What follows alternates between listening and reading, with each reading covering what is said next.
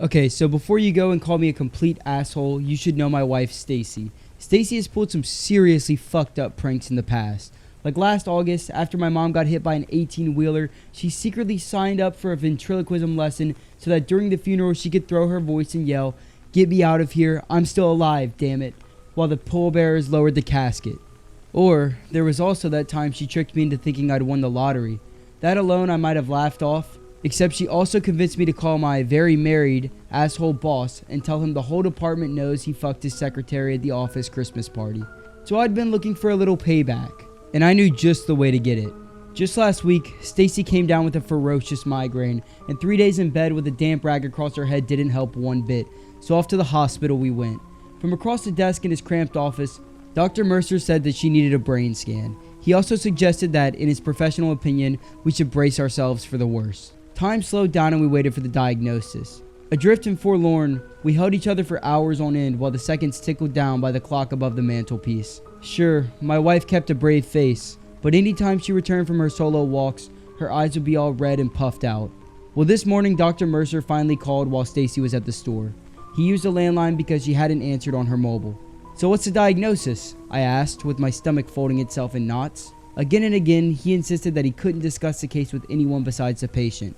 But after 10 minutes of begging him on the phone, I was finally able to get an answer out of him. He sighed, lowered his voice, then said he had a hunch Stacy and I would have cause for celebration this Valentine's Day. It seemed that all the joy and all the feeling that was taken out of me had come back into the world. I thanked the doctor, hung up, and screamed in happiness.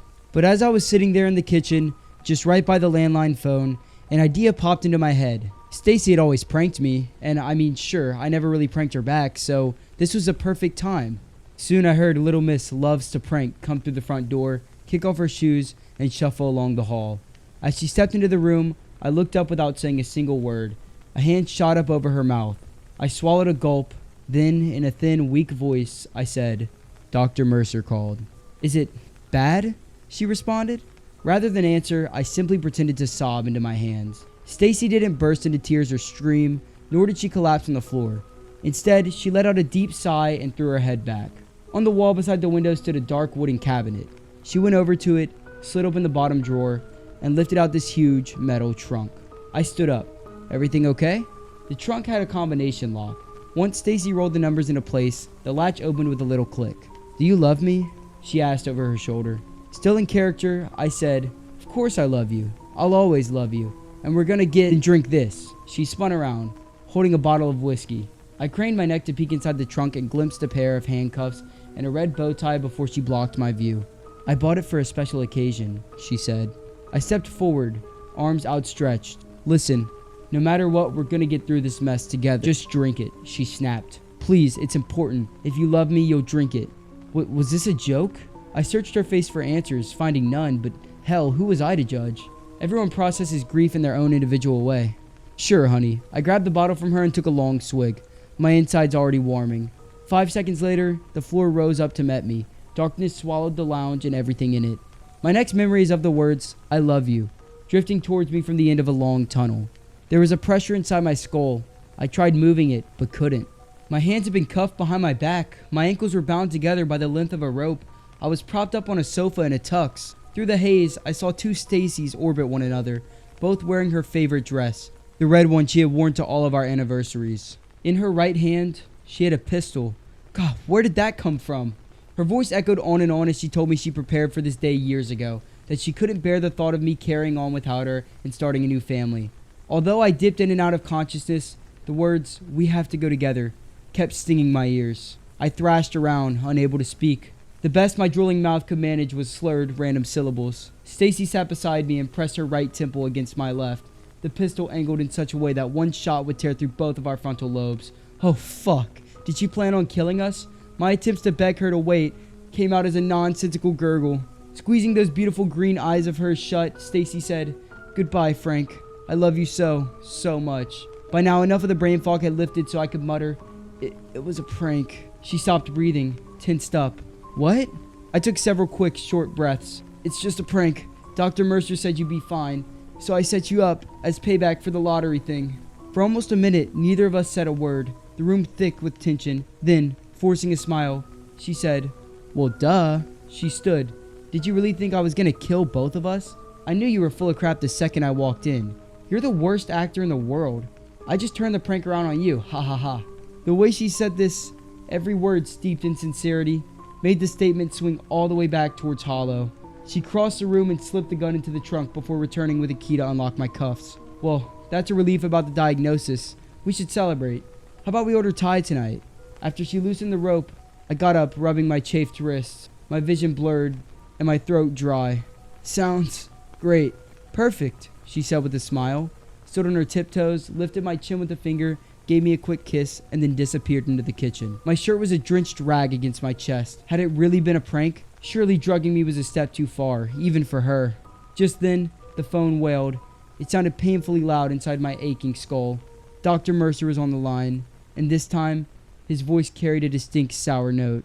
Frank, I'm really sorry, but there's been a mix-up with the results. Can you have Stacy call me as soon as possible? It's urgent. The room shifted from side to side, the ground shifting and morphing beneath my feet. My better half came up through the door and said, "Who is that, honey?"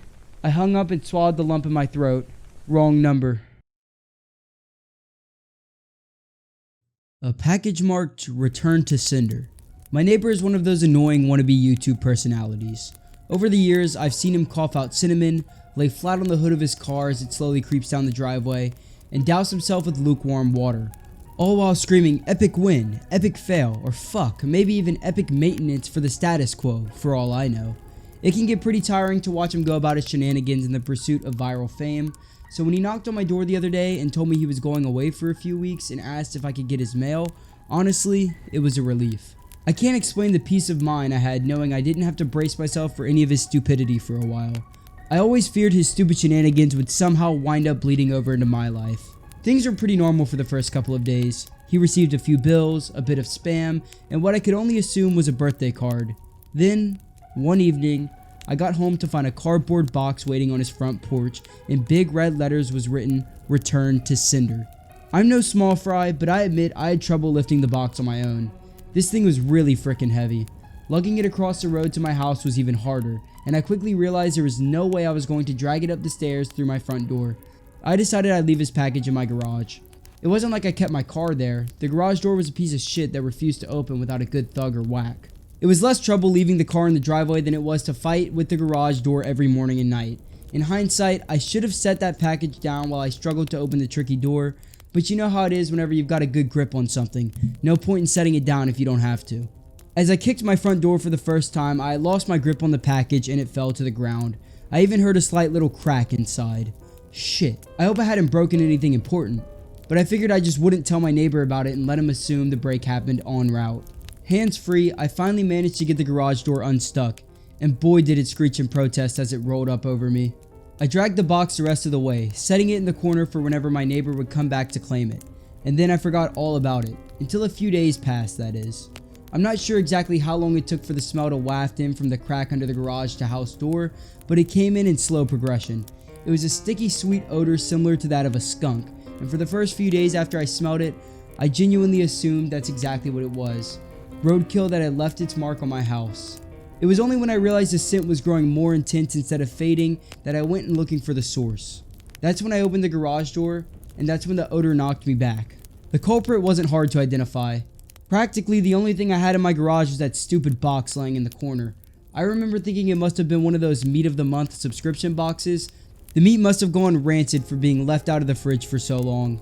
How much meat could have been in there for the box to have been so large and heavy? An entire freaking cow? I covered my nose as I approached the box, a pair of scissors in my hands.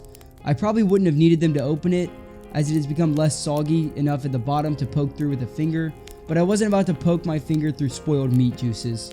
The soggy bottom was the reason I had opened the box in the first place. If I tried to drag it out whole, everything would spill onto the floor. I was going to have to dump the pieces of meat one garbage bag at a time and take them down to the dumpster, a process I was not looking forward to. My scissors tore through the tape alongside the top of the cardboard box. I thought the smell couldn't get any worse, but as I flipped the flaps open, I discovered a whole new gamut of stink. It was like opening a burning oven, but instead of a heat wave, I was met with waves of piss, sweat, shit, and putrefaction. It was so bad that I staggered back and had to force down the puke begging to guzzle out of me. I don't think I could have handled that scent mingling with the horrors coming out of the box. I'm not ashamed to admit I ran out of the door for a fresh breath of air. But in the short time I'd spent in the garage, the smell had become so ingrained in the fabric of my clothes that it clung to me like a shadow. Nothing I tried could keep the smell out of my nostrils. Not air fresheners, not a face mask, not 3 showers and a change of clothes. Every second that box lay open in my garage was another second the smell was allowed a foothold in my home. I had to bite the bullet. I returned to the garage, the flaps of the box still open, as though inviting me to look.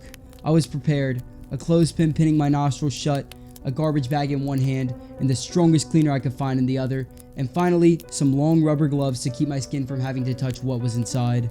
But as it turns out, I needed none of those things. I wouldn't have to touch or clean the contents of the box. I would only have to suffer the nightmares every night. You see, there was meat in that box, but it didn't come from a cow or pig. No, it was worse than that. It was my neighbor, dead. Still in one piece, but dead.